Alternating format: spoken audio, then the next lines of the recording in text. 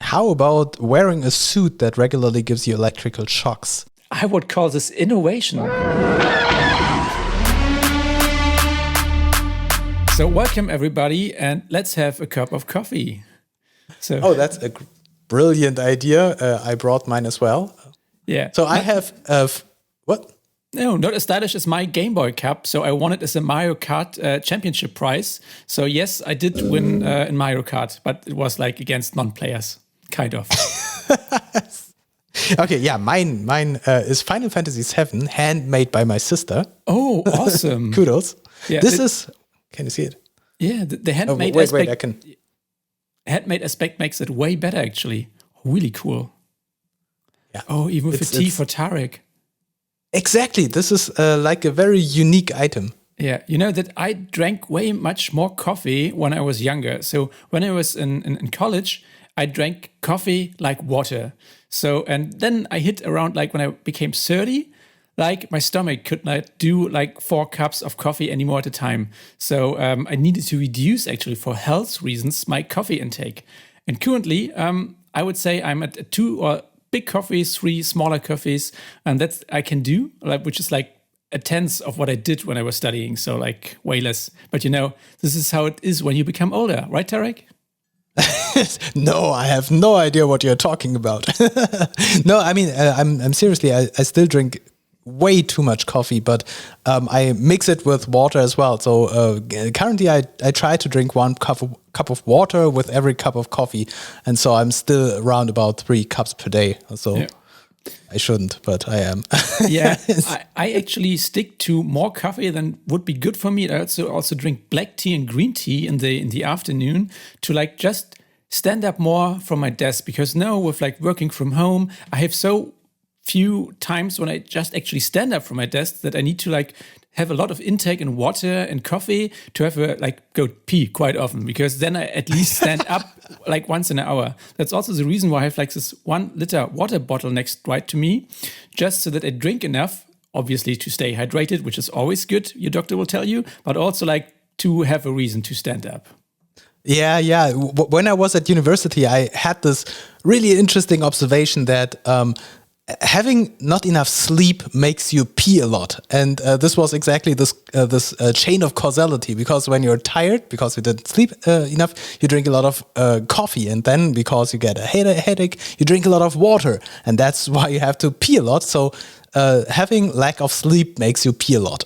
This was like a very interesting observation. Well, I can't complain about lack of sleep. I have a lot of lack of sleep because, you know, when you have children, that's like also like comes naturally with it. So my son gets up quite early, and me too. And that's when I have my first coffee, the best one actually of the day. First coffee. Yeah, of course. Yeah, this is actually so how? Yeah, brings me to the topic we want to talk today: staying healthy as an engineer, like. Let's say nearing his 40s, or like a little bit over his 40s. We are not like disclosing our age, right? So as a little bit of veteran in the engineering department, because my theory is that if you want to do this job long enough, you need to stay healthy, and this takes a lot of effort. So I actually don't know any engineering, let's say over 35, who's not really sporty. So nearly everyone, like 9 out of 10, do so much sports, and that's actually required. So if I think about me stopping with the stuff I do, I would get so much back pain. Yeah, I know exactly what you're talking about. For me, last year, I was really, really fit. I did a lot of running. No, wait, we have 2022. Okay, in 2020, I was really, really active, and I ran a lot, like 3 times per week. I didn't even measure how much, but I was really, really fit. Then last year, somehow I stopped doing so much workout, and now I'm really regretting it, because exactly as you said, I have a lot of back pain, and I'm planning to go running again. But right now, I'm not anymore on this high point. So how much do you work out right now? Well, right now, quite often. So, you know, if I have children, you have not as much time as you had before. So back in the days, I hit the gym quite often. So before work, just going to the gym, taking my shower in the gym, and then starting work, and often like doing like running or bicycling after work to home. So like I used my commute times. But then I got like children, and nowadays I go to a so-called micro gym, doing, I get up this suit with electroshocks, and then I do a 20 minutes workout where I get electroshocks all the time. It's called EMS, electrical muscle stimulation. So that I do once a week, and this is like, or feels for me like going to the gym for 2 hours twice a week. So it saves me a lot of time. So I would say I do this once a week and then running for 2 times a week. That's my workout right now. Yeah, this thing is crazy. I have one of these places next to the place that I live, and every time I pass there, I'm wondering, what is this thing? And I see this where people wear these weird suits and do weird things, and I was always wondering if this actually works and what it is that they are doing. So you're saying this kind of micro gym, you're spending less time there, and because of these electroshocks, your workout is double as effective, or what is the claim? I would say 3 times as effective. When you watch The Matrix, like the original movie, there is no one except the original one. When Neo woke up and they said, "Oh, why can't I move? Why do my eyes hurt?" And because you never lifted your muscles and so on. And then they put needles in them. And those needles, were like electroshocks to simulate the muscles.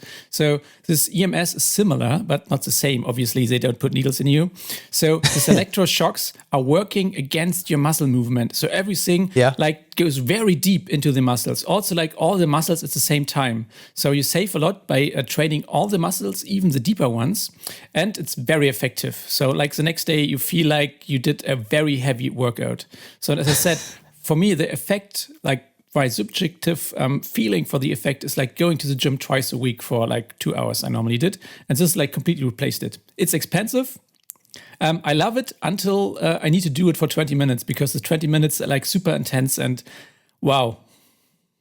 Okay, so it is actually more exhausting than regular training. Yeah. Yes. So if I go to the gym for like 2 hours, I feel a little bit sore in my muscles, but I'm not like the next day I'm like feeling completely sore all over the body. With EMS, you can really feel it the next day, even like after weeks doing it. If you really put in the effort for this 20 minutes, it's only 20 minutes, it feels like you really pushed your body to the limits.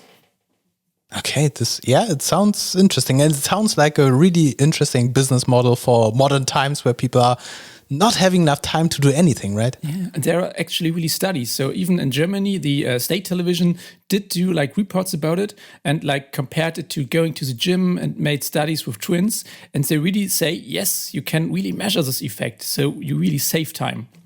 And the other benefit why I choose EMS, even if it's very expensive, and I love going to the gym because I was listening to podcasts and audiobooks in the gym. Oh yeah, that's nice. Was my time for it, is it goes in the deeper muscles. So like it's really hard to actually train your lower back, upper back, and your posture. And what you do with EMS is actually really training your posture. And yes, that's the main reason. I went there and it really helps. Sounds interesting. It sounds like you're selling me a gym membership right now. Yeah, I'm sorry. I did not intend to do it. They actually only do it as like complementary training for running. So I love running because like when you sit on the PC all the time, I don't have many reasons to go out to the nature. And running is really like time where I don't need to talk to people, where it's silent actually because I'm running in out there in nature. And I can like feel a little bit more balanced about myself and can like bring a little bit calm to my mind. Yeah, that's exactly what I do when I go running. It's like a meditative exercise. It's not only for your body health, but actually clearing your mind and being alone with your thoughts. Yeah. But the issue is that if you're running, your spine gets a lot of pressure. So if you think about you're sitting all the day, which is kind of a sedative like posture. You're keeping the same posture all the time. And then you're running. And this is like also like pressure on your backbone and so on. So it's not enough for an engineer. So running is nice, but if you're going or nearing the 40s, it will not be enough to like keep you from having back pains, you know? So yeah. One really great example I have is like a female engineer friend of mine. She like learned being a bookstore clerk, and then in her 30s she decided she wants to study again and she wants to be a programmer. I don't know why she did this. I think because maybe her job was boring and she thought it would be cool to be a programmer. And then she like went to university, did a bachelor's degree in computer science, and started working in her early 40s. And she's now over 50. So I don't know many engineers in their 50s, so they are very rare nowadays. And she even is a female, and she also taught me that if she's not doing yoga regularly, she will have like so much of back pain that she cannot even work. So it's become that worse when you grow older and you had like worked in a standing job where you did stand at a like clerk desk all the time and later sitting as an engineer. Yeah. Sounds convincing. I mean, right now it's always the question where you put the bar, because in today's time we are all happy that we don't die of COVID. But yeah, having like bad posture and back pain is the major thing that we traditionally suffer from. We developers, we desk workers. Yeah. But I don't know how it's with you, but with COVID, my back pain became worse. So the reason is I did commute to work with my bicycle and even like did detours. So, and I have like this like kind of smartwatch which measures how many steps I do per day. And before COVID, when I did commute and I did like ride my bicycle to work, I had an average of 9,000 steps. And then when Corona hit, I went jogging, like running way more often, like at least once more per week. So an increase of like a third.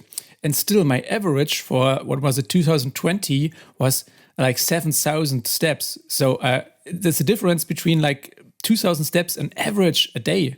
So I was like, oh man, I'm like moving way less, even if I'm doing way more sports than before. Yeah. It's interesting. For me, it was kind of the same. I always thought working from home will be very, very bad for me and for all my physical activities. But as I said, in 2020, it was probably the most sportive year that I ever had, simply because I wanted to go out because I was not even going to public transportation to go to the office anymore. Yeah. But still, in terms of innovation and COVID, the one thing that I always admired most and I expected most to be the most efficient thing that we have is the COVID app. So I'm not sure how you observed the development of the COVID app and how effective or not effective it was. But did you actually know that the way the COVID app works is kind of similar to infection of COVID itself? So while you usually, if you're standing next to a person in line of the supermarket or something, you inhale the aerosols, the body fluids that are how do you say it in English? Yeah, exactly. Like airborne body fluids, right? Yeah. And the COVID app is kind of doing the same thing with Bluetooth packages. And when you are standing close to someone, your phone inhales the Bluetooth packages that the app is sending. So what I really love is this metaphor that your app is infected by the other apps surrounding it, sending these or broadcasting these Bluetooth packages. And when in 2020 humanity developed these Bluetooth tracing apps, I thought this is so amazing and so innovative that we are using the same mechanisms to trace people who were in contact with each other. And so today I'm really disappointed that these COVID apps did not really make an impact in the overall pandemic, right? Yeah, Do you use the app?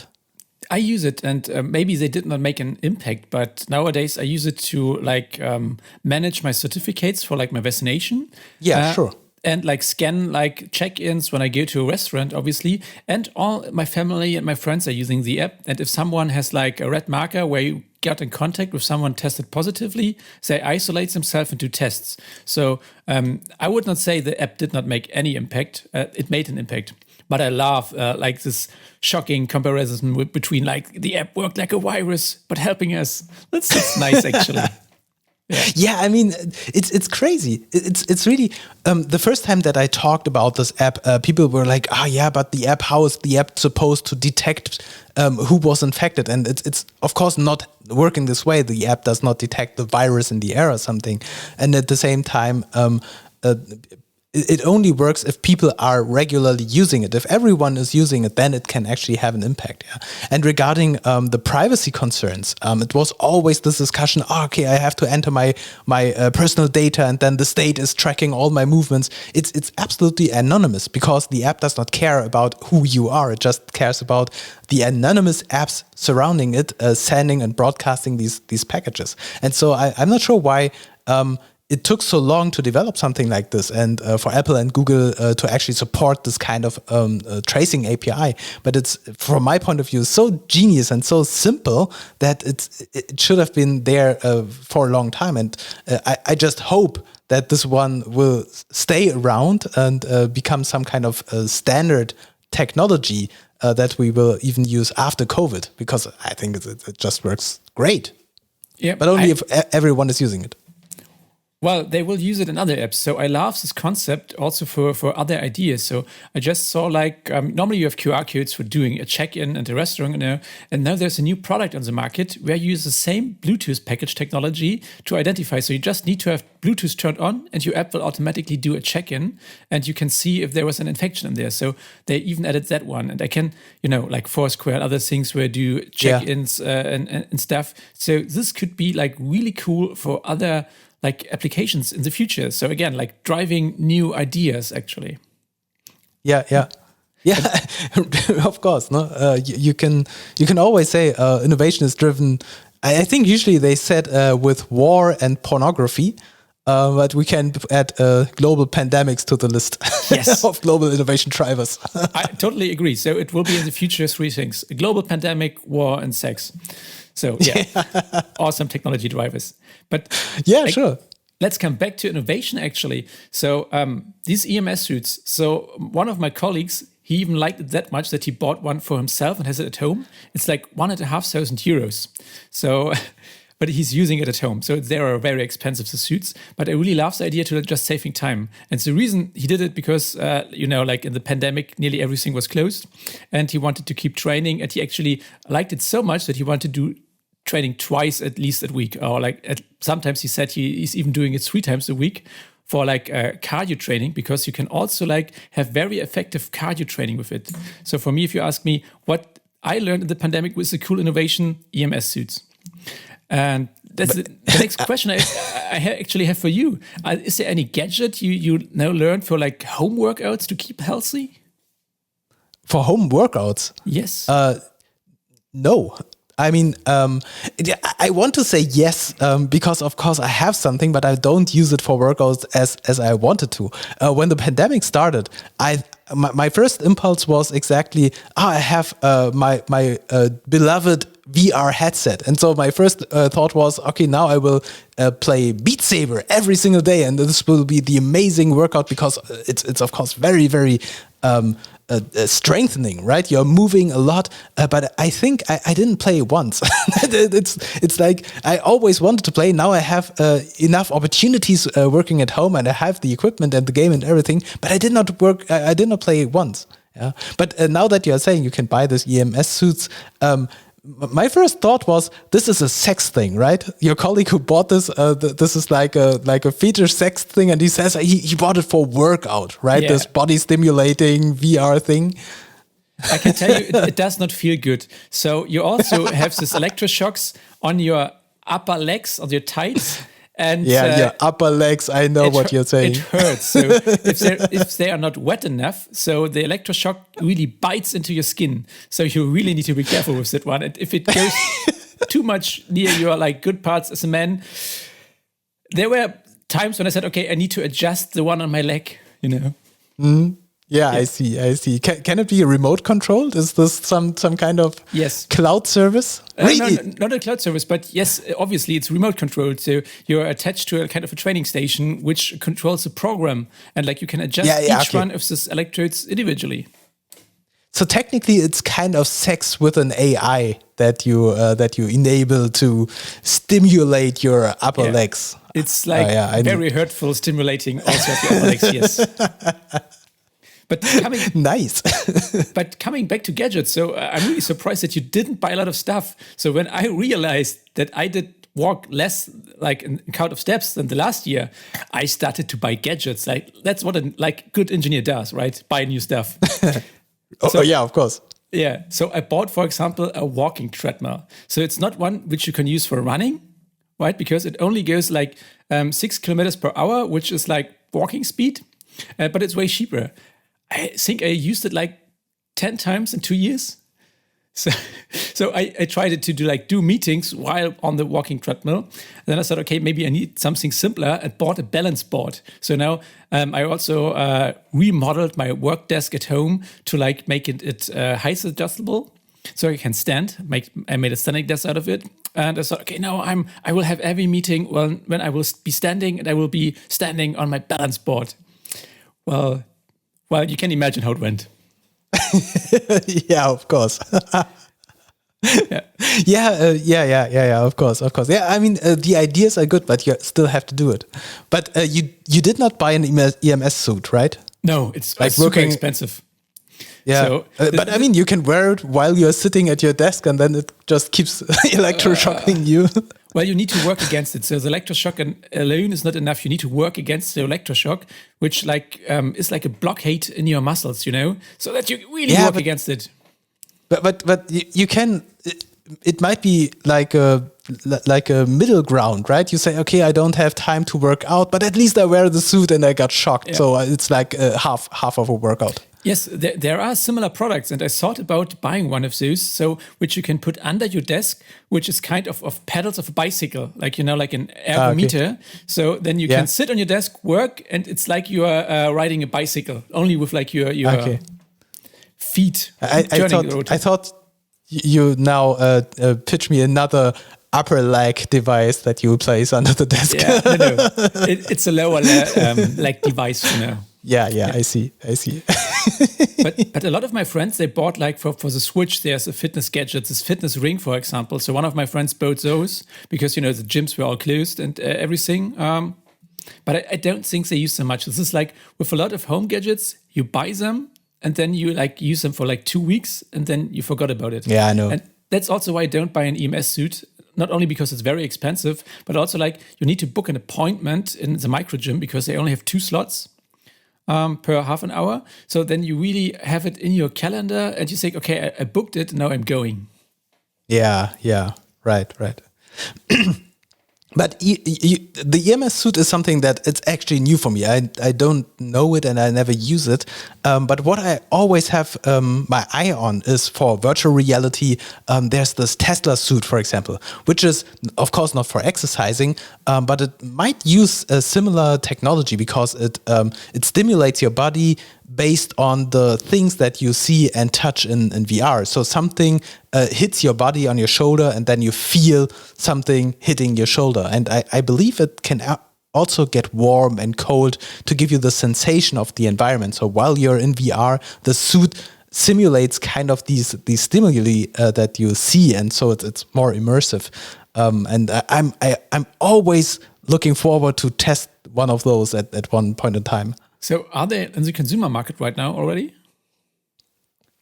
I'm not sure. It's a good question. I follow them for years and I always see that they go to conferences and this thing for testing. But it's a good thing, a good question. I'm not sure if you can actually buy it. Yeah. It was always like in this prototype here, prototype there.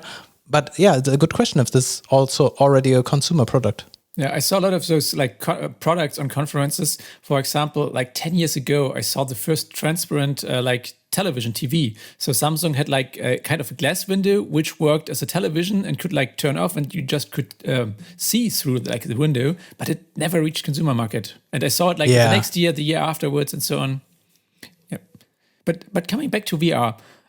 Is there actually some kind of sports stuff for VR right now? Because normally you're standing still or you're sitting, so it's not really like healthy. It's like sitting on your desk or at your desk again, right? Yeah, I mean, there's a lot of applications that you play standing or moving around, and I'm not sure how many dedicated sports apps there are, but there are a lot of apps that depend on your movement, like Beat Saber. There are things where you are syncing with the music and you have to do like things on the left, things on your right. And there are even controller now that you put on your legs. So your legs can be tracked as well. And so you actually have some kind of full body exercises. So I'm pretty sure there are apps like that. What I really dislike is that sweating into your headset is really, really annoying. And this headset is sensible equipment, and you paid a lot of money for that. And so I generally try to avoid sweating into it. This is kind of bad, even though the experience is great. And I think, isn't there like these Peloton bikes that offer kind of immersive things where you sit on the bike and on the screen you have like environments where you're riding your bike through? It's like cheated VR. Well, it's not VR. It's like, I guess, a 20-inch screen. And right. I have a Peloton store like 500 meters far from me, from where I live, actually. So, and I was always thinking, I want one of those. Yeah, they're over 2,000 euros. And my girlfriend said, okay, you bought like this treadmill for like a lot of money. You're not using it. Now you want an even more expensive gadget you're not going to use. But yes, so there is even cooler gadgets also for like people like you and me who like running to keep healthy, where you have a really immersive screen with like your home projector. So you can just take your home projector, install some apps, and use like nearly any treadmill to run with other people. So you see other people running with you and you can communicate with them. So those applications exist. There are actually also really expensive treadmills which have these features built in this running together. There's this very famous ultrason runner who has like an awesome Instagram channel. And he has a lot of like this, he has a world record in 100 kilometers on a treadmill. And he did it as a virtual run where a lot of people could join. So, and he has this projector right in front of him, like the normal beamer projector. Yeah, I like the idea, but you need a lot of space. And, if you're living in a big city, that's the one thing you don't have. Right. But the idea is amazing. I mean, of course, it's commercialized by Peloton, but of course, I'm sure that there are probably like open source projects where you can simply share the experience by connecting people. The workout is done individually, but sharing like the audio, video, whatever, positional tracking, right? It's very easy and available. Yeah. It also makes like this kind of long runs way cooler because you're not running on your own. You're getting bored. So if a friend of mine, she does only like 10 kilometers because she says, it's so long, it takes so much time, I get bored. Yeah. So if you do it at home, it's even worse, right? So like having people run with you is motivating. Yeah. Yes and no. I mean, it's motivating, of course. But as we said earlier, this sensation of being alone with your thoughts and being in this meditative state, I think this one will be disturbed if you always have companions around you. And I know in the past I was running with colleagues, even during office hours, like in your lunch break, simply having this workout. And it's nice. It's like bonding and exchanging and doing something together. But I always missed this feeling of relaxation, what I have when I go for a run and I'm alone, and so it's nice and it's pressuring you to actually do it. But I enjoy it more if I do it alone. Yeah, but that's actually a good question. What helped you actually go more running when being on like isolation in your home or whatever it's called when you are not allowed to actually go to work? So what was it? Just the need for staying healthy or like the need to move more? What was it for you? I think it was this enthusiasm to have more time and opportunity because I did not have the commute to work. It was really a new way of working, getting up in the morning, having a quick breakfast, and then simply start working without any additional cumbersome travel to the office. So I saved like, I think 1.5 hours per day that I usually spend in the subway or in the S-Bahn. Yeah. And so this was this enthusiasm to, okay, now I can do something well with my time, something really, really amazing, like going for a run. And then when I started getting into it, I became very competitive with myself. And I said, okay, last week I had like 2 runs. And now this week I have to go running 3 times. Yeah, and I started tracking my time and the kilometers. And then this was like a competition with myself, becoming better and better. Yeah. It's the opposite for me. So when I did commute, I used the chance to commute to ride a bicycle or even run back to home. And then I stayed home and there was no reason for me to leave actually my apartment. So I did just the first time less sports and then I increased it heavily. Yeah. You can do it this way or that way. I think this year last year, I was really motivated to get into filmmaking, for example. Yeah, I had this plan for such a long time. I think I started in 2012 or 2013. And it was always just buying gear and playing around and doing some vacational videos or something like that. Yeah. But then I started getting really into it and I said, okay, now I will start doing something on YouTube, doing something on Twitch or whatever, building up a TikTok career, right? And this was then the moment where I started investing every single free minute that I had out of work in this video project. And then it comes a little bit to prioritization, yeah. Because right now, if I have 30 minutes per day that I can invest in something like whatever I do, I try to edit some video footage or I try to play around with functions on my equipment. And I think, I could go for a run, but I'm waiting all week to play around with this new feature on my camera or something like that. And so last year, my priorities were shifted and I feel it in my body that something changed. Yeah. So first of all, I need to say I loved your vacation videos in the past. They were really awesome. Oh, really? Like especially your GoPro videos out of a car when you did like, I don't know, a car tour like through the US. They were really awesome. Yeah. I did a lot of fun. Yeah, and secondly, I feel you. So, but did it also impact like your health feeling, or did you just feel like an uplift in like motivation? Because you said you would need to prioritize. So in my opinion, a lot of people actually need to prioritize their health because you can only do stuff if you stay healthy. And yes, I feel you. I want to like play video games, do programming stuff in my free time all the time. Then I'm okay, I'm now done with work. I picked up my son. What am I going to do now? And then do I do some sports or not? And it's often a really hard decision, like keeping healthy, keeping my body healthy, or like following my hobbies. Yeah, I'm totally with you. I should prioritize sports. This is what everyone should be recommended to do. I think it was more like this frustration that I had this hobby or this wish to do something in this direction for, if I count like to 2013, for 8 years. Yeah, and for 8 years, it was always on my to-do list. Okay, this year I will do it. This year I will do it. And then it was just, if I don't start now, I will start never. Yeah, and so even though the time would probably, or it would improve my health if I prioritize my time differently, I wanted to try at least. Yeah, and maybe if I'm now into it and do this like more on the side and have more experience and exercise in video editing and creating, maybe I can turn this down a little bit and be more efficient. Yeah, like not playing around so much with gear, but simply just producing. Then I find more time to maybe go for a run for once per week or twice per week. It would be an improvement, of course. Yeah. And now you have you're a TikTok sensation, right? With 30,000 followers. That's something, right? Yeah, I mean, this is exactly the thing. I did so many things at the same time. I started TikTok and YouTube and everything at the same time. And so this is what consumed all my time. But I mean, those are all experiments. And I'm not sure if I will do everything at the same time for the foreseeable future. I will have to prioritize, and maybe I will concentrate on YouTube, for example, or prioritize on TikTok and do one thing, and then I have some time on the side.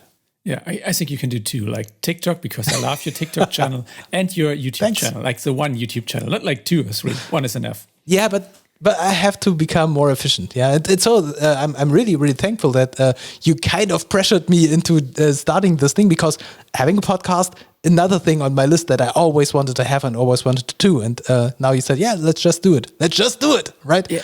And this is exactly the thing, yeah. I know. I bought a lot of podcasting equipment in 2018, I guess, out of 2018, because I wanted to do podcast. And then so many things happened and I became a father and so on. And this is also like, for me, finally a chance. I loved podcast for so long. And yeah, trying out new stuff is always cool. Yeah. And I mean, right now, I mean, this is like the first episode, and kind of everyone has his own podcast right now, and so nobody's going to listen to this, but it's just fun. Just do it, yeah? Yeah, well, you don't know if nobody will listen to it. It's always like good to send it around and say, yeah, I'm having my own podcast, right? Yeah, of course, yeah. This is just I will print my business card, podcast producer. Yeah, it's one of my 20 business cards. You know how like the Stack Overflow podcast started? No. They did use a telephone, like a physical telephone, and did have a call like for 45, 50 minutes each week and talk about cool stuff. And they just recorded it. And they had like this super old IT stuff where you could like record like your phone calls by typing a specific number. And then they had like this telecommunication system. So they really just taped their telephone calls. That's the first episodes of the Stack Overflow podcast, like 15 years ago. Yeah. Oh, man. Yeah, we should have started then. I know we should have started software development 20 years ago. Like I wanted to do like on the Commodore Amiga. It's my favorite like actually system. I should have started doing software development on that one. But yeah, I'm too young for this, you know. I think I rarely say, but I'm too young for this. Yeah. I actually started programming on the Commodore 64. I wrote my first computer game as a text adventure, simply using goto and if-then branches.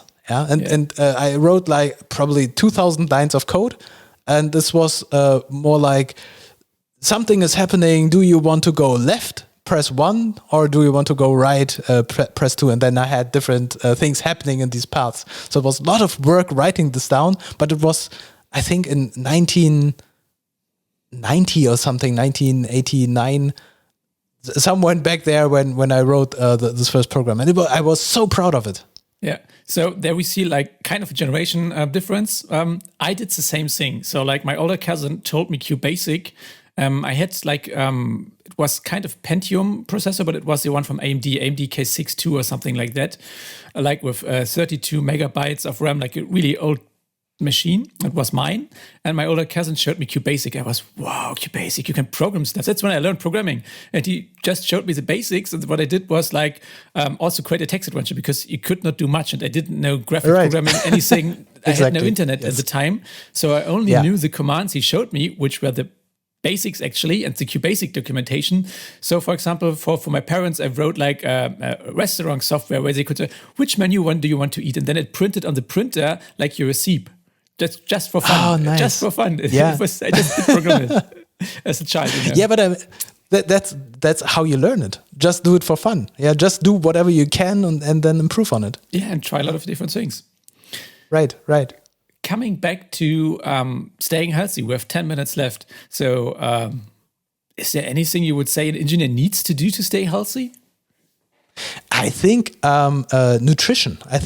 I mean, exercising is good, but I think nutrition is probably one of the most important things that you should have an eye on. Yeah, and even though I'm not really an expert on this field, so I'm not the one who should give nutritional advice to anyone. But this is something that I feel in my body very, very fast. If I eat very poorly, then this has another very interesting effect on my body. And so I try to eat a lot of green stuff, and try to have as many meals added with I call it green stuff. Yeah, I know what you mean. And so this is the smallest thing that you can do to at least try to stay healthy. Yeah.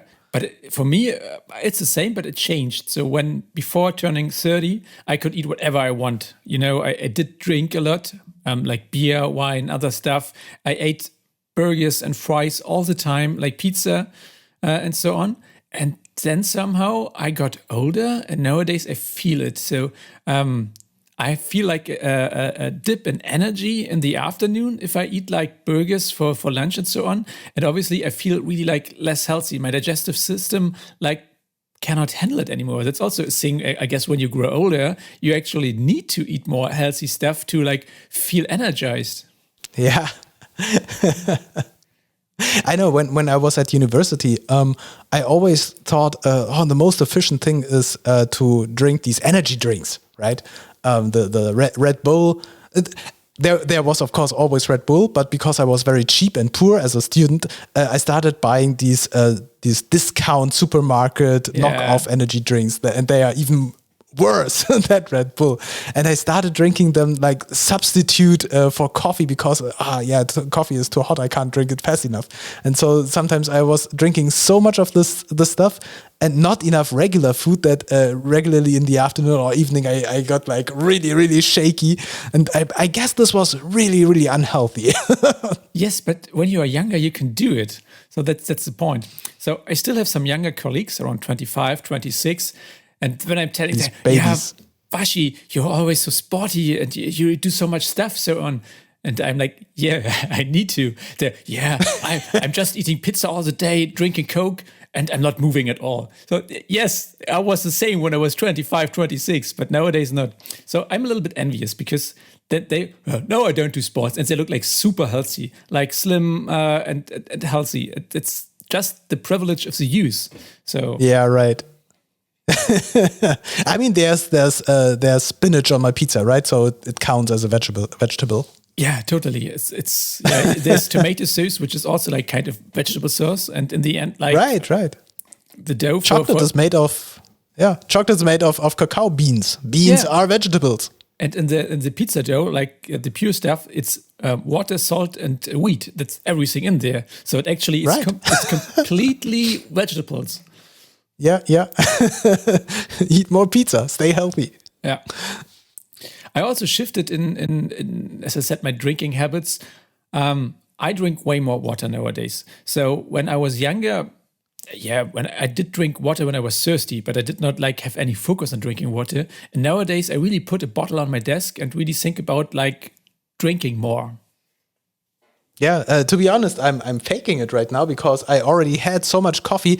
There's water in my cup, so I'm faking my coffee intake. Yeah, as I said at the beginning, I drink coffee also like to go more often out of my room and to the toilet. So I keep like a caffeine intake. So on some days I just drink green tea, not because I have like anything like a thirst for green tea, just because I think, okay, this will help me drink more and go more often to the toilet. Yeah, probably this is This is proof that we're both getting old, because I think it's the third time in this episode that we are talking about how often we go to the toilet. Yes, but we will cut it. And really, this is. I saw a YouTube video from medical doctor who does a lot of like YouTube videos about what's true and what's not. He's like reading studies, and it was about how healthy a standing desk compared to sitting. And the answer was, if you're standing all the day, they're as unhealthy as sitting all the day, because it's about like changing posture and moving. And he gave two tips. First tip was drink more to go peeing more often. That's like his number one advice from a medical doctor. And the other was set an alert to move more. And his like summary of all the studies he read was, it's not important if you sit or stand at the desk. It's like being in the same posture all the time. How about wearing a suit that regularly gives you electrical shocks to motivate to move? I would call this innovation. So this is I guess this is the future. It saves so much time, right? So you can sit, work, and do sports at the same time. You don't need to even leave your apartment to do sports. Yeah. And now that I'm thinking about it, I just had this as a joke, but now that I'm thinking about it, it's actually quite interesting. This suit could simply make sitting really uncomfortable by stimulating your body in unwanted ways. And so the moment they start moving, it eases down and it gives you more comfort. And so you can train yourself by changing your posture and moving around, because if you don't do it, it simply becomes uncomfortable. It's training. Yeah. 2 products already out there. So the first product obviously is a traditional chair, which becomes uncomfortable if you stay in the same posture, or like a sitting ball. So I sometimes switch my my normal chair for like a ball to sit on, because it also helps, but I can only do it like once a day for like 30 minutes because it's really annoying. And the other thing is a little product you put at the back of your neck, and it measures your posture and gives you really small electrical shocks. So it's like a really small device. So just to keep your posture, and it becomes uncomfortable like when you slack with your shoulders and so on. So this product already exists and you don't need a full suit for it. I want to have this because I really have bad body posture. This is something that I need. Every developer has it. You can like see, oh, that's a developer. Look like how's like he coaching and so on. Right. So I was cheap. I bought a cheaper product, which is just like there's a company, I guess, Black Magic. No, they have this foam rolls and so on, and they also offer like so straps. And I put just some straps around my shoulders, and they pull your posture back to keep them. So I'm sometimes wearing it. It helps a little bit to like keep your muscle memory actually to remember it, what is actually the right posture. But I'm wearing it way too not often enough actually, because putting it on is just annoying. Yeah, I once saw a picture, I'm not sure if this was a real one or some fake, where some Asian military drill included something like a spike, a needle down, under your chin. So whenever your body posture like goes down, you stick yourself with this needle. I'm not sure if this was a true thing, but it's probably the ultimate training to keep your body straight up, because otherwise you get impaled. Yeah. So as I'm also like a big fan of running, I looked into like functional shoes. And there's this one guru who's like one of the innovators about what shoes you should wear and so on. And when he did an interview, he really like was sitting there without any posture. And then the interviewee asked him, well, you always say like posture and stuff and feet and blah, blah, blah. Why are you like crouching that or slouching around like that one? And he said, that's because you should not stay in the same posture all the time, and your muscles need relaxing time. So I'm completely relaxing my body because you need changes in that. So like relaxing, not only the perfect posture is not really the perfect posture, because you would still stay in the same posture all the time. You need some times when you really just like let your shoulders and every muscle hanging. Yeah, it's interesting. Yeah, and so having an AI measuring how you are sitting and simply notify you in some way that you did not move enough. I think that's genius. I will add this product in the show notes. I don't remember the product name, but I will add it. So we actually need to come to a close because our time is right. Up. Exactly. Yeah, thank you very much. I mean, you did most of the moderating, right? Yeah, well, it's our first episode. Let's see how it works out, actually. Yeah, I'm really, really curious, and I can't wait to see the finished product. Yeah. Yeah. Okay. So for everyone who's watching, thanks for watching, and I hope you come back. And I'm really curious to see when we will have the first view. And I'm curious to see when we'll have the first comment. So see you around next week at the same time. Amazing.